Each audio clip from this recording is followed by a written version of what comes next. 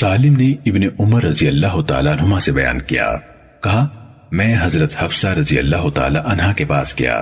انہوں نے کہا کیا تم کو علم ہے کہ تمہارے والد کسی کو اپنا جانشین مقرر نہیں کر رہے؟ میں نے کہا وہ ایسا نہیں کریں گے۔ وہ کہنے لگی وہ یہی کرنے والے ہیں۔ حضرت ابن عمر رضی اللہ تعالیٰ عنہما نے کہا میں نے قسم کھائی کہ میں اس معاملے میں ان سے بات کروں گا۔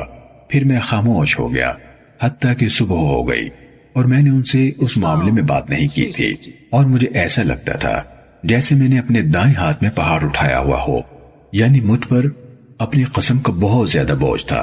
آخر کار میں واپس آیا اور ان کے پاس گیا۔ انہوں نے مجھ سے لوگوں کا حال دریافت کیا۔ میں آپ کو حالات سے باخبر کرنے لگا۔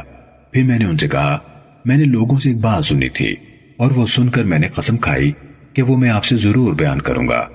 لوگوں کا خیال ہے کہ آپ کسی کو اپنا جانشین نہیں بنائیں گے، اور بات یہ ہے کہ اگر آپ کا کوئی اونٹوں یا بکریوں کا چرواہا ہو اور وہ آپ کے پاس چلا آئے اور ان کو ایسے ہی چھوڑ دے تو آپ یہی کہیں گے کہ اس نے ان کو ضائع کر دیا ہے۔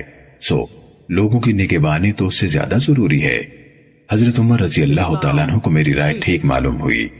انہوں نے گھڑی بھر سر جھکائے رکھا، پھر میری طرف سر اٹھا کر فرمایا بلا شبہ اللہ عز و جل اپنے دین کی حفاظت فرمائے گا، اور اگر میں کسی کو جانشین نہ بناؤں تو رسول اللہ صلی اللہ علیہ وسلم نے کسی کو جانشین مقرر نہیں کیا تھا، اور اگر میں کسی کو جانشین بناؤں تو حضرت ابو بکر رضی اللہ تعالیٰ عنہ نے جانشین بنایا تھا۔ یعنی دونوں میں سے کسی بھی مثال پر عمل کیا جا سکتا ہے۔